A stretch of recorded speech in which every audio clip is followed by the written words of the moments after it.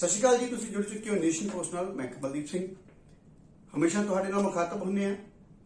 सो असीं अज दा विषय जिहड़ा वो लैके आए हैं कोरोना दी सैकेंड स्टेज यूके स्ट्रेन। बहुत चिंताजनक विषय है। पूरे देश दे विच दुनिया दे विच कोरोना ने तहलका मचाया होया। 23 मार्च 2020 नूं पहला लॉकडाउन शुरू होया सी।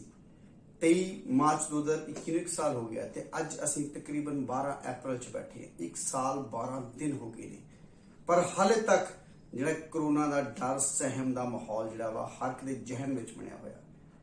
कल्ला भारत नहीं, पूरी दुनिया की गल करिए तो पूरी दुनिया दे जिहड़ा डर का माहौल बनया, चाहे कि जिहड़े विदेशों तो इंडिया च आउण वास्ते जां किसी दूसरे देशों जाने वाले यात्री होण ते चाहे इंडिया तो बाहर जाने वास्ते, चाहे कारोबार धंधे की गल करिए पूरी तरह ठप हो चुके हैं। सारा कारोबार जिहड़ा असीं देखिए किसी भी तरह का छोटे लैवल तो लैके वड्डी वड्डी इंडस्ट्री तक जिहड़ी है वो हिले हुए हैं। पर अज भी साडे देश दे विच एडा डर दा माहौल बनिया होया क्यों, उहदी एक थोड़ी जी एक असीं जानकारी शेयर करते हैं। सो एशिया दे विच इस टाइम भारत पहले नंबर ते है कोरोना केसिस नूं लैके। सो असीं अगर उहदी गल करिए तो तकरीबन 1,35,37,717 केसिस जिहड़े सीगे कोरोना दे होए। 2338 केसिस नाल अज भी असीं नंबर 1 ते हैं एशिया दे विच। सो 1,70,209 डैथ्स हो चुकियां ने। वड्डे आंकड़े ने जिहदे नाल सुन के हर एक दा मन दे विच डर जिहड़ा वा वो बनदा है। सो टोटल केसिस दी असीं गल करिए तां तकरीबन साडे देश दी जिहड़ी पॉपूलेशन है 139 करोड़ 5,30,992 है। सो असी इनू देखिए डेथ जी पर 1 मिलियन जी 122 डेथ्स हो रही हैं। पर वड्डी गल है साडी कि साडे इत्थे जी डेथ रेशो किस लैवल तक जा रही है तो केसिस डे टू डे वध रहे हैं। जे असी इस आंकड़े नू वर्ल्ड लैवल ते देखिए तो वर्ल्ड लैवल ते असी दूसरे नंबर ते बैठे हैं इन आंकड़े लैके। पहले नंबर ते यूएसए है तो दूसरे नंबर ते भारत है। मतलब असी ये देखिए कि असी किस जगह ते खड़े सी जदों कोरोना 23 मार्च 2020 ਨੂੰ स्टार्ट होया सी तो इंडिया तकरीबन सब ਨੂੰ ਹੇਠਲੇ ਦਰਜੇ ਤੇ ਸੀ। ਅਸੀਂ ਅੱਜ ਵਰਲਡ ਦੇ ਵਿੱਚ ਦੂਸਰੇ ਨੰਬਰ ਤੇ, ਏਸ਼ੀਆ ਦੇ ਵਿੱਚ ਪਹਿਲੇ ਨੰਬਰ ਤੇ ਕੇਸਿਸ ਨੂੰ ਲੈ ਕੇ ਦੇਖਦੇ। ਵੱਡੀ ਚਿੰਤਾ ਦਾ ਵਿਸ਼ਾ ਇਹ ਹੈ। ਸੋ ਸਾਡੇ ਨਾਲ ਅੱਜ ਦੇ ਮਹਿਮਾਨ ਨੇ ਹਿੰਮਤ ਕਪੂਰ ਜੀ। ਗੱਲਬਾਤ ਕਰਦੇ ਹਾਂ, ਅਸੀਂ ਪਹਿਲਾਂ ਵੀ ਅਲੱਗ-ਅਲੱਗ ਵਿਸ਼ਿਆਂ ਤੇ ਚਰਚਾ ਕਰਦੇ ਹਾਂ। ਸੋ ਹਿੰਮਤ ਜੀ, ਜਿਸ ਵਿਸ਼ੇ ਤੇ ਅਸੀਂ ਗੱਲਬਾਤ ਕਰ ਰਹੇ ਹਾਂ ਤੁਹਾਨੂੰ ਇਹ ਆંકੜੇ ਸੁਣ ਕੇ ਕੋਈ ਹੈਰਾਨੀ ਹੁੰਦੀ ਹੈ? नहीं जी, मैनू इत्थे कोई हैरानी नहीं होंदी। जिन्नी साडी पॉपूलेशन डेंसिटी हैगी है ਉਹਦੇ ਨਾਲ ਤੇ ਔਰ ਜਿੰਨੀ ਅਸੀਂ ਟੈਸਟਿੰਗ ਕੀਤੀ ਹੈਗੀ ਹੈ ਉਹਦੇ ਨਾਲ ਬਿਲਕੁਲ ਇਹ ਮੈਚਿੰਗ ਅੰਕੜੇ ਨੇ। ਅਸੀਂ ਜੇ ਆਪਾਂ ਇਹਨੂੰ ਦੇਖੀਏ ਤਾਂ ਆਪਾਂ ਇਸ ਵੇਲੇ ਵੈਕਸੀਨੇਸ਼ਨ 'ਚ ਵੀ ਵਰਲਡ 'ਚ ਨੰਬਰ 1 ਹੈਗੇ ਆ ਤੇ ਅਸੀਂ ਕੋਰੋਨਾ ਟੈਸਟਿੰਗ ਦੇ ਵਿੱਚ ਵੀ ਵਰਲਡ 'ਚ ਨੰਬਰ 1 ਹੈਗੇ ਆ। ਆਪਾਂ ਨੰਬਰ ਆਫ ਟੈਸਟ ਦੀ ਗੱਲ ਕਰੀਏ ਬਿਲਕੁਲ ਹਿੰਮਤ ਜੀ, ਪਰ ਜਿਹੜੇ ਅੰਕੜੇ ਨੇ ਦੇਖੋ ਇੱਕ ਡਰ ਦਾ ਮਾਹੌਲ ਅਸੀਂ ਦੁਨੀਆ ਦੇ ਵਿੱਚ ਭਾਵੇਂ ਕਿ ਪੋਪੂਲੇਸ਼ਨ ਵਾਈਜ਼ ਦੇਖੀਏ पर अज असीं दूसरे नंबर ते खड़े हैं। किते ना किते हर एक भारतीय दे अंदर एक डर दा माहौल बनिया होया। देखो अज ये आंकड़ियां दी गिनती दे विच वाधा हो रहा है, पर असीं इहनूं मैं दूसरे बिल्कुल पक्ष ते गल करां तां सारे कुछ जिहड़ा वो टोटली खोल दिता गया। इक्को समा सी जिस दिन 23 मार्च नूं टोटल लोकां नूं अंदर ताड़ दिता गया सी कि कोई बाहर नहीं निकलेगा। जे कोई बाहर निकलदा सी उहदे ते केस लॉन्च कीते जांदे सी, धारा 188 के तहत परचे दर्ज कीते जांदे सी। पर अज एडियां वड्डियां कोताहियां होने के बावजूद भी किसी ते कोई कार्रवाई नहीं हुंदी। ये सब तो वड्डी चिंता का विषय यह है कि अज माहौल दे विच ये कहने हैं कि जिहड़ा यूके स्ट्रेन आ वो पहले नालों ज्यादा स्ट्रोंग है। कमां जी, दो चीज़ां ने। पहली चीज़ ये हैगी है कि असी जो कर रहे हैगे आ, जो 23 मार्च 2020 ਨੂੰ होया उदों तक असी इस बीमारी नूं लैके अवेयर ही नहीं सीगे। सानू पता ही नहीं सीगा कि ये बीमारी है की है, ਇਹਦਾ ਕੀ ਇਲਾਜ ਹੈ, ਕੀ ਹੈ ਕੀ ਨਹੀਂ ਹੈਗਾ। ਉਦੋਂ ਜਿਹੜਾ ਲੋਕਡਾਊਨ ਲੱਗਿਆ ਸੀਗਾ ਉਹਦਾ ਪਰਪਸ ਸੀਗਾ ਕਿ ਆਪਾਂ ਸਾਰਾ ਕੁਝ ਇੱਕ ਵਾਰੀ ਆਪਾਂ ਪ੍ਰੀਵੈਂਸ਼ਨ ਦੇ ਲਈ ਆ ਜਾਈਏ। ਹੁਣ ਸਾਡੇ ਕੋਲ ਵੈਕਸੀਨੇਸ਼ਨਸ ਵੀ ਹੈਗੀਆਂ ਨੇ ਔਰ ਜੋ ਉਮੀਦ ਕੀਤੀ ਜਾ ਰਹੀ ਹੈ 2 ਵੈਕਸੀਨੇਸ਼ਨ ਸਾਡੇ ਕੋਲ ਆਲਰੇਡੀ ਹੈਗੀਆਂ ਨੇ ਤੇ ਉਮੀਦ ਕੀਤੀ ਜਾ ਰਹੀ ਹੈ ਕਿ ਬਾਏ ਸਤੰਬਰ 5 ਵੈਕਸੀਨੇਸ਼ਨਸ ਹੋਰ ਆ ਜਾਣੀਆਂ ਨੇ ਜਿਹੜੀਆਂ ਇੰਡੀਅਨ ਮੇਡ ਵੈਕਸੀਨਸ ਹੋਣੀਆਂ ਨੇ। बिल्कुल दिक्कत जी आ रही है सर, दिक्कत आ रही है सानू साडे अपने वाले अपने रवैये तो। मैं तुहानू एक छोटा जिहा आंकड़ा दसदा जी। ਕੱਲ ਮੈਂ ਅਖਬਾਰ ਦੇ ਵਿੱਚ ਹੀ ਪੜ੍ਹਦਾ ਪਿਆ ਸੀਗਾ, ਇੱਕ ਹਫ਼ਤੇ ਦੇ ਵਿੱਚ ਜਲੰਧਰ ਸ਼ਹਿਰ ਦੇ ਵਿੱਚ 94,000 ਦੇ ਕਰੀਬ ਚਲਾਨ ਹੋਏ ਨੇ, ਸਿਰਫ ਕਿਸ ਕਰਕੇ ਕਿ ਅਸੀਂ ਮਾਸਕ ਨਹੀਂ ਸੀ ਪਾਏ। ਬਿਲਕੁਲ ਠੀਕ ਹੈ। ਜੇ ਹੁਣ WHO ਕਹਿੰਦਾ ਹੈ, ਇੱਕ ਪ੍ਰਮਾਣਿਕ ਗੱਲ ਹੈਗੀ ਹੈ ਕਿ ਅਸੀਂ ਜੇ ਮਾਸਕ ਪਾਵਾਂਗੇ ਤਾਂ ਸਾਡਾ ਕਿਸੇ ਹੱਦ ਤੱਕ ਬਚਾਅ ਹੈਗਾ, ਪਰ ਅਸੀਂ ਖੁਦ ਮਾਸਕ ਪਾਉਣ ਨੂੰ ਤਿਆਰ ਨਹੀਂ ਹੈਗੇ। ਇਹ ਬੇਪਰਵਾਹੀਆਂ ਜਿਹੜੀਆਂ ਹੈਗੀਆਂ ਨੇ, ਇਹ ਕਰੋਨਾ ਦੇ ਨਵੇਂ ਜਿਹੜੇ ਸਟ੍ਰੇਨ ਹੈਗਾ ਉਹਨੂੰ ਪ੍ਰਮੋਟ ਕਰਦੀਆਂ। ਬਿਲਕੁਲ ਤੁਹਾਡੀ ਗੱਲ 100% ਸਹਿਮਤ ਹੈ ਹਿੰਮਤ ਜੀ ਕਿ ਮਾਸਕ ਪਹਿਨਣਾ ਜਿਹੜਾ ਵਾ ਬਹੁਤ ਜ਼ਰੂਰੀ ਹੈ, ਅਤ ਜ਼ਰੂਰੀ ਹੈ। ਆਪਣੇ ਆਪ ਨੂੰ ਖਾਸ ਕਰਕੇ ਕਿਸੇ ਨੂੰ ਪ੍ਰੋਟੈਕਟ ਨਹੀਂ ਕਰੇ, ਤੁਸੀਂ ਸੈਲਫ ਪ੍ਰੋਟੈਕਟ ਕਰੋ ਆਪਣੇ ਆਪ ਨੂੰ। ਪਰ ਜਿਹੜੀ ਤੁਸੀਂ ਵੈਕਸੀਨੇਸ਼ਨ ਦੀ ਗੱਲ ਕੀਤੀ ਆ, ਅਸੀਂ ਕਹਿੰਦੇ ਬਹੁਤ ਵਧੀਆ ਗੱਲ ਹੈ ਵੀ ਵਰਲਡ ਦੇ ਵਿੱਚ ਵੈਕਸੀਨੇਸ਼ਨ ਜਿਹੜੀ ਸਟਾਰਟ ਹੋ ਚੁੱਕੀ ਆ, ਭਾਰਤ ਦੇ ਵਿੱਚ ਵੀ ਸਟਾਰਟ ਹੋ ਚੁੱਕੀ ਆ। ਪਰ ਵੈਕਸੀਨੇਸ਼ਨ ਜਿਨ੍ਹਾਂ ਨੂੰ ਦੋ ਜਿਹੜੇ ਸਾਡੇ ਵੈਕਸੀਨੇਸ਼ਨ ਦੇ ਕੋਰਸਸ ਪੂਰੇ ਹੋ ਚੁੱਕੇ ਨੇ, ਉਹਦੇ ਬਾਵਜੂਦ ਵੀ ਵੈਕਸੀਨੇਸ਼ਨ ਲੈਣ ਤੋਂ ਬਾਅਦ ਵਿੱਚ ਤਕਰੀਬਨ 300 ਤੋਂ ਉੱਪਰ ਲੋਕਾਂ ਦੀ ਡੈਥ ਹੋ ਚੁੱਕੀ ਹੈ। ਦੂਜੀ ਚੀਜ਼, ਅਸੀਂ ਇੱਕ ਹਸਪੀਟਲ ਦੀ ਗੱਲ ਕਰਦੇ ਹਾਂ ਕਿ ਪਿਛਲੇ ਦਿਨਾਂ ਦੇ ਵਿੱਚ ਇੱਕ ਹਸਪੀਟਲ ਹੈ ਪੰਜਾਬ ਦੇ ਵਿੱਚ ਜਿਹਦੇ ਟੋਟਲ ਡਾਕਟਰਸ ਜਿਹੜੇ ਨੇ, ਜਿਨ੍ਹਾਂ ਨੂੰ ਵੈਕਸੀਨੇਸ਼ਨ ਜਿਹੜੀ ਆ ਦੋਨੋਂ ਟਾਈਮ ਲੱਗ ਚੁੱਕੀ ਹੈ, ਦੋਨੋਂ ਕੋਰਸਸ ਪੂਰੇ ਹੋ ਚੁੱਕੇ ਨੇ, ਫਿਰ ਵੀ ਉਸ ਹਸਪੀਟਲ ਦੇ 12 ਡਾਕਟਰ ਜਿਹੜੇ ਨੇ ਉਹ ਕਰੋਨਾ ਪੋਜ਼ਿਟਿਵ ਪਾਏ ਗਏ।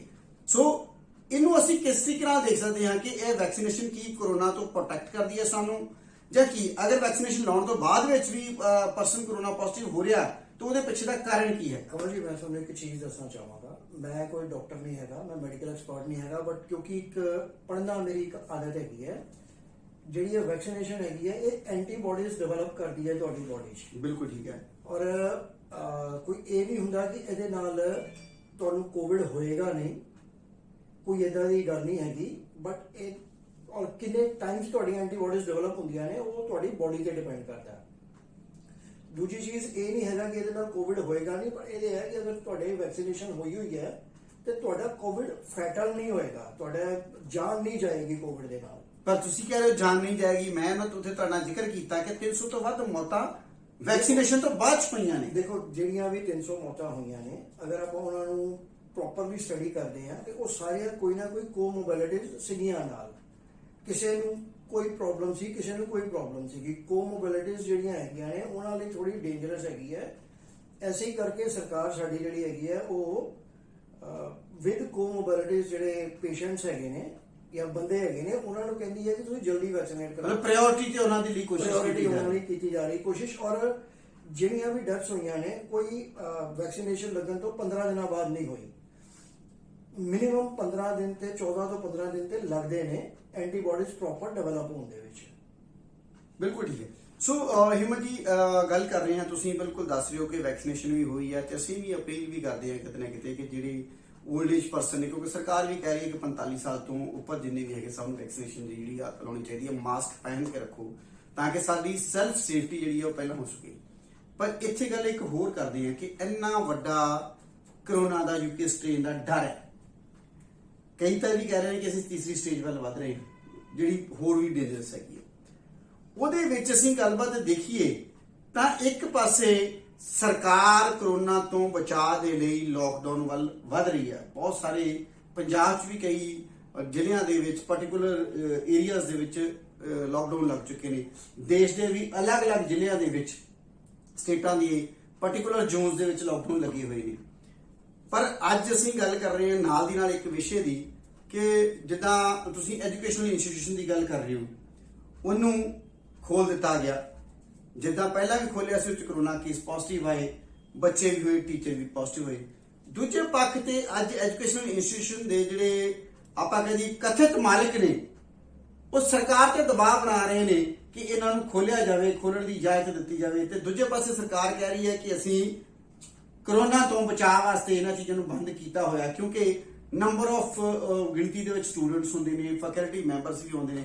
ਕਿਤੇ ਨਾ ਕਿਤੇ ਇਹ ਵੀ ਇੱਕ ਜਰੀਆ ਨਹੀਂ ਰਿਹਾ, ਕਿਉਂਕਿ ਇਹ ਸਾਹਮਣੇ ਆਇਆ ਕਿ ਬਹੁਤ ਸਾਰੇ ਐਜੂਕੇਸ਼ਨ ਇੰਸਟੀਟਿਊਸ਼ਨ ਦੇ ਜਿਹੜੇ ਫੈਕਲਟੀ ਮੈਂਬਰ, ਟੀਚਰ ਸੀਗੇ, ਕਰੋਨਾ ਪੋਜ਼ਿਟਿਵ ਪਾਏ ਗਿਆ, ਪਰ ਉਹਨਾਂ ਦੀ ਜਾਣਕਾਰੀ ਨੂੰ ਲੁਕੋ ਲਿਆ ਗਿਆ। ਬੱਚੇ ਵੀ ਕਰੋਨਾ ਪੋਜ਼ਿਟਿਵ ਹੋਏ ਪਰ ਉਹਨਾਂ ਦੀ ਜਾਣਕਾਰੀ ਨੂੰ ਲੁਕੋ ਲਿਆ ਗਿਆ, ਕਿਉਂਕਿ ਹਰ ਬੰਦਾ ਇੱਕ ਡਰਦਾ ਕਿ ਉਹਦੇ ਲਾਗੇ ਕੋਈ ਨਹੀਂ ਆਉਂਦਾ ਜੇ ਪਤਾ ਲੱਗ ਜਾਂਦਾ ਵੀ ਕਰੋਨਾ ਪੋਜ਼ਿਟਿਵ ਹੈਗਾ। ਦੇਖੋ ਕਮਲ ਜੀ, ਇੱਕ ਗੱਲ ਤੇ ਹੈਗੀ ਹੈ, ਜੋ ਸਕੂਲਾਂ ਵਾਲੇ ਡਿਮਾਂਡ ਕਰ ਰਹੇ ਨੇ ਉਹਦੇ 'ਚ ਕਿਤੇ ਨਾ ਕਿਤੇ ਸਰਕਾਰ ਦੀਆਂ ਖੁਦ ਦੀਆਂ ਪਾਲਿਸੀਜ਼ ਜ਼ਿੰਮੇਵਾਰ ਨੇ। ਮੈਂ ਹੁਣ ਤੁਹਾਡੇ ਨਾਲ ਇੱਕ ਛੋਟੀ ਜਿਹੀ ਗੱਲ ਕਰਦਾ। ਕਰੋਨਾ ਸਟ੍ਰੇਨ ਜਿਹੜੇ 50 ਰਾਜਾਂ 'ਚ ਇਲੈਕਸ਼ਨਸ ਹੋ ਰਹੇ ਨੇ, ਕਿ ਉੱਥੇ ਕਰੋਨਾ ਸਟ੍ਰੇਨ ਨਹੀਂ ਜਾਂਦਾ ਸੀ?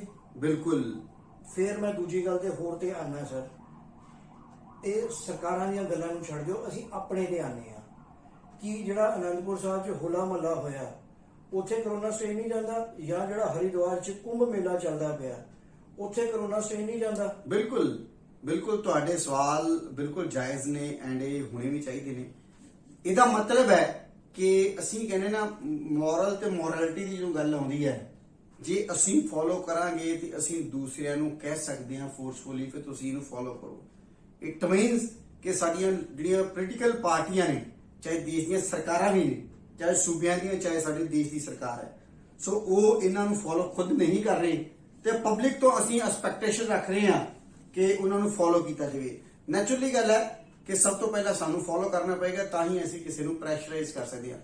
ਚਲਾਨ ਕੋਈ ਹੱਲ ਹੈ? ਮੰਨ ਲਓ ਤੁਸੀਂ ਕਿਹਾ ਵੀ ਚਲਾਨ ਕੀਤੇ ਗਏ, ਚਲਾਨ ਕੋਈ ਹੱਲ ਹੈਗਾ ਕਿ ਲੋਕਾਂ ਦੇ ਮਨ 'ਚ ਡਰ ਪਾਉਣ ਦਾ ਵੀ ਉਹਦਾ ਚਲਾਨ ਹੋਏਗਾ? ਪਰ ਅੱਜ ਫਿਰ ਵੀ ਤੁਸੀਂ ਦੇਖੋ ਲੋਕ ਬਾਜ਼ਾਰਾਂ ਦੇ ਵਿੱਚ ਧੜਾ ਧੜ ਘੁੰਮ ਰਹੇ ਨੇ, ਮਾਸਕ ਨਹੀਂ ਵੀ ਪਾਏ, ਸਭ ਕੁਝ ਹੈ। ਦੇਖੋ ਸਰਕਾਰਾਂ ਇੱਕ ਡਰ ਪਾ ਸਕਦੀਆਂ ਨੇ ਕਿ ਤੁਹਾਡਾ ਆਪਣਾ ਫਾਈਨੈਂਸ਼ੀਅਲ ਲਾਸ ਹੋਏਗਾ ਅਗਰ ਤੁਸੀਂ ਮਾਸਕ ਨਹੀਂ ਪਾਉਂਦੇ ਤਾਂ। ਅਲਟੀਮੇਟਲੀ ਅਵੇਅਰਨੈਸ ਸਾਡੇ ਆਪਣੇ ਅੰਦਰ ਚਾਹੀਦੀ ਹੈ। ਹੁਣ ਕੱਲ ਇੱਕ ਤੁਸੀਂ ਵੀ ਸ਼ਾਇਦ ਖਬਰ ਪੜ੍ਹੀ ਹੋਏਗੀ, ਸੰਡੇ ਬਾਜ਼ਾਰ ਲੱਗਿਆ ਕੱਲ ਵੀ ਪੂਰੇ ਹੁਮ ਕੇ, ਬਿਲਕੁਲ, ਔਰ ਉੱਥੇ ਕੋਈ ਪੁਲਿਸ ਵਾਲਾ ਵੀ ਨਹੀਂ ਪਹੁੰਚਿਆ ਉਹਨਾਂ ਨੂੰ ਕੰਟਰੋਲ ਕਰਨ ਲਈ। ਲੱਖ ਦੇ ਕਰੀਬ ਬੰਦਾ ਹੁੰਦਾ ਜੀ ਔਨ ਐਨ ਐਵਰੇਜ, ਬਿਲਕੁਲ ਸੰਡੇ ਬਾਜ਼ਾਰ ਦੇ ਵਿੱਚ। ਤੇ ਕਿੱਥੇ ਗਿਆ ਕਰੋਨਾ? ਕਿੱਥੇ ਗਈ ਪੁਲਿਸ ਦੀ ਜਾਂ ਪ੍ਰਸ਼ਾਸਨ ਦੀ ਜਿਹੜੀ ਸੀਰੀਅਸਨੈਸ ਹੈਗੀ ਹੈ? ਬਿਲਕੁਲ ਸਵਾਲ ਸਾਡੇ ਇਹੀ ਨੇ ਸਰ, ਸਾਡੇ ਸਵਾਲ ਤਾਂ ਇਹੀ ਨੇ। ਆਪਾਂ ਸੰਡੇ ਬਾਜ਼ਾਰ ਦੀ ਗੱਲ ਕਰ ਰਹੇ ਹਾਂ। ਅਸੀਂ ਦੇਖੋ ਬੰਗਾਲ 'ਚ ਇਲੈਕਸ਼ਨ ਹੋਈ, ਉਸ ਤੋਂ ਇਲਾਵਾ ਬਾਕੀ ਹੋਰ ਸਟੇਟਾਂ ਦੇ ਵਿੱਚ ਵੀ ਇਲੈਕਸ਼ਨ ਹੋਈ। ਸਾਡੀਆਂ ਰਾਜਨੀਤਿਕ ਰੈਲੀਆਂ ਵੱਡੇ ਲੈਵਲ ਤੇ ਹੋਈਆਂ, ਚਾਹੇ ਉਹ ਕਿਸਾਨ ਰੈਲੀਆਂ ਦੀ ਗੱਲ ਕਰੀਏ, ਚਾਹੇ ਰਾਜਨੀਤਿਕ ਰੈਲੀਆਂ ਦੀ ਗੱਲ ਕਰੀਏ, ਚਾਹੇ ਪੰਜਾਬ ਦੇ ਵਿੱਚ ਵੀ ਪੋਲੀਟੀਕਲ ਰੈਲੀਆਂ ਅੱਜ ਵੀ ਚੱਲ ਰਹੀਆਂ ਨੇ। ਸੋ ਸੰਡੇ ਬਾਜ਼ਾਰ ਕਿਉਂ ਫੋਲੋ ਕਰੇਗਾ? ਅਗਰ ਸਾਡੀ ਸਰਕਾਰ ਹੀ ਉਸ ਪ੍ਰੋਟੋਕਾਲ ਨੂੰ ਫੋਲੋ ਨਹੀਂ ਕਰ ਰਹੀ ਤਾਂ ਸੰਡੇ ਬਾਜ਼ਾਰ ਕਿਉਂ ਕਰੇਗਾ? ਕਿਉਂਕਿ ਉਹਨੂੰ ਤਾਂ ਅਰਨਿੰਗ ਨਾਲ ਮਤਲਬ ਹੈ। ਪੋਲੀਟੀਕਲ ਰੈਲੀਆਂ ਕਰਨ ਦੇ ਲਈ ਕਿਹੜੀ ਅਰਨਿੰਗ ਮਿਲਣੀ ਸੀ? ਦੇਖੋ ਉੱਥੇ ਤਾਂ ਉਹਨੂੰ ਅਸੀਂ ਕਹਿ ਦਈਏ ਵੀ ਉਹ ਕਹਿੰਦਾ ਵੀ ਮੇਰੇ ਤਾਂ ਢਿੱਡ ਲੱਗਿਆ, ਮੇਰੇ ਬੱਚੇ ਨੂੰ ਢਿੱਡ ਲੱਗਿਆ, ਮੈਂ ਰੋਟੀ ਕਮਾਉਣੀ ਆ। ਪਰ ਪੋਲੀਟੀਕਲ ਰੈਲੀਆਂ ਦੇ ਵਿੱਚ ਕਿਹੜੀ ਰੋਟੀ ਕਮਾਉਣ ਦੀ ਗੱਲ ਕੀਤੀ ਜਾ ਰਹੀ ਹੈ ਜਿੱਥੇ ਜਿਹਦੇ ਵਿੱਚ ਵੱਡੀ ਗਿਣਤੀ ਦੇ ਵਿੱਚ ਲੋਕ ਇਕੱਠੇ ਕੀਤੇ ਜਾ ਰਹੇ ਨੇ? ਆਪਾਂ ਗੱਲ ਕਰਦੇ ਹਾਂ ਅਮਰੀਕਾ ਇਲੈਕਸ਼ਨ ਹੋਈ, ਡਿਊਰਿੰਗ ਕੋਵਿਡ ਹੀ ਹੋਈ। ਕੀ ਉੱਥੇ ਵੱਡੀਆਂ ਵੱਡੀਆਂ ਮਹਾ ਰੈਲੀਆਂ ਹੋਈਆਂ? ਨਹੀਂ ਹੋਈਆਂ। ਉੱਥੇ ਵੀ ਇਲੈਕਸ਼ਨ ਹੋਈ, ਬੜੇ ਵਧੀਆ ਐਮੀਕੇਬਲੀ ਤਰੀਕੇ ਨਾਲ ਹੋਈ। ਪ੍ਰੈਜ਼ੀਡੈਂਟ ਆਫ USA ਜਿਹੜਾ ਉਹ ਡਿਕਲੇਅਰ ਵੀ ਕੀਤਾ ਗਿਆ, ਰਿਜ਼ਲਟ ਵੀ ਆਇਆ। ਪਰ ਇੱਥੇ ਕਿਉਂ? ਸਵਾਲ ਇਹ ਹੈ। ਕਮਲ ਜੀ, ਮੈਂ ਤੁਹਾਨੂੰ ਇੱਕ ਚੀਜ਼ ਦੱਸਣਾ ਚਾਹੁੰਦਾ, ਇਹ ਸਾਡੇ ਮੁਲਕ ਦੀ ਇੱਕ ਬਦਕਿਸਮਤੀ ਹੈ। ਇੱਕ ਕਿਸਾਨ ਲੀਡਰ ਬੈਠਾ ਹੈਗਾ ਕੋਈ, ABC, ਆਪਾਂ ਕਿਸੇ ਦਾ ਨਾਂ ਨਹੀਂ ਲੈਣਾ, ਉਹ ਕਹਿੰਦਾ ਹੈ ਕਿ ਕਰੋਨਾ ਜਿਹੜਾ ਹੈਗਾ ਉਹ ਸਿਰਫ ਮੋਦੀ ਦਾ ਫੈਲਾਇਆ ਹੋਇਆ ਡਰ ਹੈ। ਠੀਕ ਹੈ। ਦੂਜੇ ਪਾਸੇ ਆ ਜਾਓ ਇਲੈਕਸ਼ਨ ਰੈਲੀਆਂ ਤੇ, ਸਾਡਾ ਜਿਹੜਾ ਲੋਕਤੰਤਰ ਹੈਗਾ ਉਹ US ਦੇ ਲੋਕਤੰਤਰ ਤੋਂ ਬਿਲਕੁਲ ਡਿਫਰੈਂਟ ਹੈਗਾ। ਉਹ ਕਿੱਦਾਂ ਹੈਗਾ? ਸਾਡੇ ਇੱਥੇ ਹੈਗਾ ਯੂਨੀਵਰਸਲ ਐਡਲਟ ਫਰੈਂਚਾਈਜ਼। ਠੀਕ ਹੈ, ਯਾਨੀ ਹਰ ਬੰਦਾ ਜਿਹੜਾ 18 ਸਾਲਾਂ ਦਾ ਉਹ ਵੋਟ ਪਾ ਸਕਦਾ। ਕੋਈ ਮਿਨੀਮਮ ਐਜੂਕੇਸ਼ਨਲ ਕੁਆਲੀਫਿਕੇਸ਼ਨ ਨਹੀਂ, ਕੋਈ ਉਹਦਾ ਬੌਧਿਕ ਸਤਰ ਨਹੀਂ ਚਾਹੀਦਾ। ਬਿਲਕੁਲ। ਅਮਰੀਕਾ ਦੇ ਵਿੱਚ ਇਸ ਤਰ੍ਹਾਂ ਦੀ ਚੀਜ਼ ਨਹੀਂ ਹੈਗੀ। ਦੇयर इज ਅ ਬਿਗ ਡਿਫਰੈਂਸ। ਠੀਕ ਹੈ ਜੀ।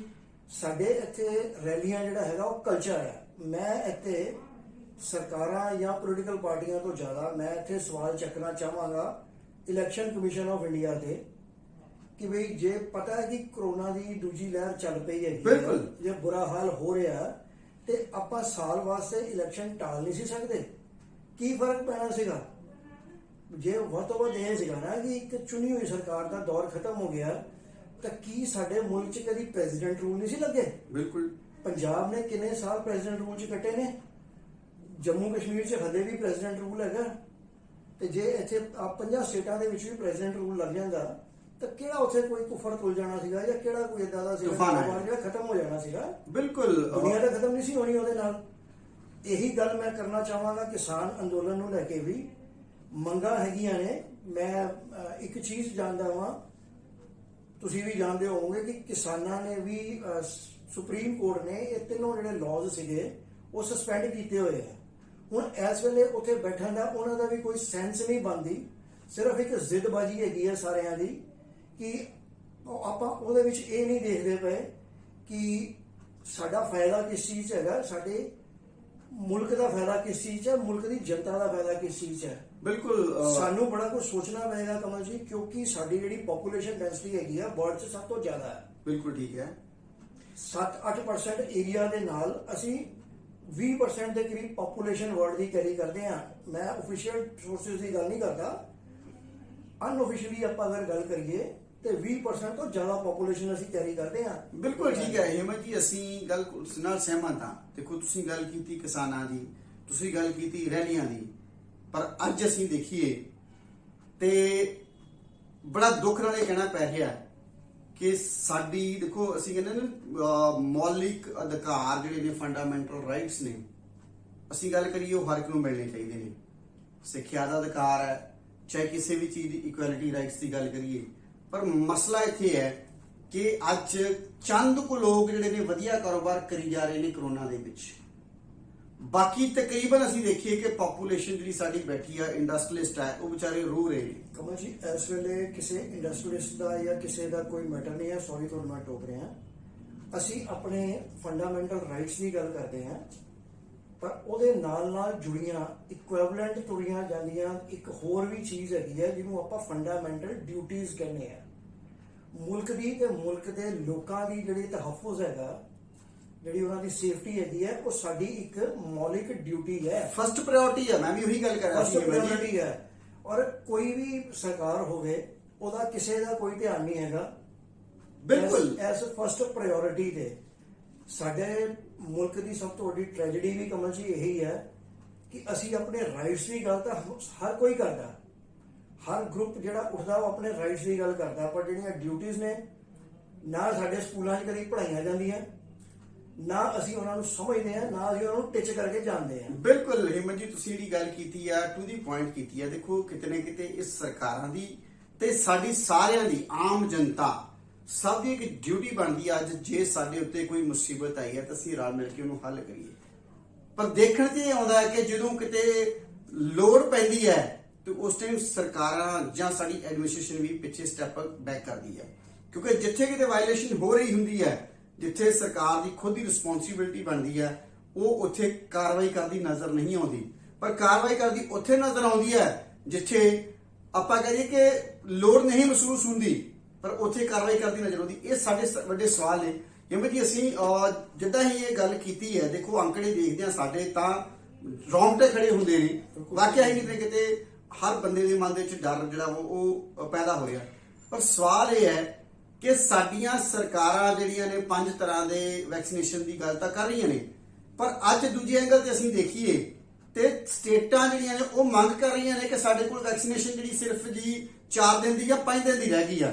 ਸੋ ਕਿਤੇ ਨਾ ਕਿਤੇ ਉਹਦੀ ਡਿਲੀਵਰੀ ਦੇ ਵਿੱਚ ਪ੍ਰੋਬਲਮ ਆ, ਜਦ ਕਿ ਭਾਵੇਂ ਕਿ ਸਰਕਾਰ ਨੇ ਕਹਿਤਾ ਕਿ ਅਸੀਂ ਜਿਹੜੀ ਆ ਉਹ ਮਿਲੀਅਨਸ ਦੇ ਹਿਸਾਬ ਨਾਲ ਵੈਕਸੀਨੇਸ਼ਨ ਜਿਹੜੀ ਆ ਉਹ ਕਰ ਦਿੱਤੀ ਹੈ, ਗਰੰਟਡ ਕਿ ਸਟੇਟਾਂ ਨੂੰ ਮਿਲੇਗੀ, ਪਰ ਹਲੇ ਵੀ ਅਸੀਂ ਦੇਖੀਏ ਉਹ ਵੈਕਸੀਨੇਸ਼ਨ ਜਿਹੜੀਆਂ ਨੇ ਉਹ ਪ੍ਰੋਪਰ ਤਰੀਕੇ ਨਾਲ ਸਟੇਟਾਂ ਨੂੰ ਨਹੀਂ ਪਹੁੰਚ ਰਹੀਆਂ। ਕੱਲੀ ਅਸੀਂ ਪੰਜਾਬ ਦੀ ਗੱਲ ਨਹੀਂ ਕਰਾਂਗੇ, ਬਾਕੀ ਸਟੇਟਾਂ ਦੀ ਵੀ ਗੱਲ ਕਰਾਂਗੇ। ਜੀ ਮੈਂ ਇੱਕ ਗੱਲ ਕਹਿਣਾ, ਸਾਡੇ ਮੁਲਕ ਦੀ ਬਦਕਿਸਮਤੀ ਇਹ ਹੈ ਕਿ ਸਾਡਾ ਇੱਕ ਬੜਾ ਵੱਡਾ ਲੀਡਰ, ਇੱਕ ਸਾਡੇ ਬੜੇ ਵੱਡੇ ਸਟੇਟ ਦਾ ਚੀਫ ਮਿਨਿਸਟਰ ਰਿਹਾ ਹੋਇਆ ਬੰਦਾ, ਜਿਹਦਾ ਪਿਓ ਡਿਫੈਂਸ ਮਿਨਿਸਟਰ ਤੱਕ ਰਿਹਾ ਸਾਡੇ ਮੁਲਕ ਦਾ, ਉਹ ਇੱਕ ਸਟੇਟਮੈਂਟ ਦਿੰਦਾ ਹੈ ਵੈਕਸੀਨੇਸ਼ਨ ਦੀ ਡਰਾਈਵ ਸ਼ੁਰੂ ਹੋਣ ਤੋਂ ਪਹਿਲਾਂ ਕਿ ਇਹ ਬੀਜੇਪੀ ਦੀ ਵੈਕਸੀਨ ਹੈ।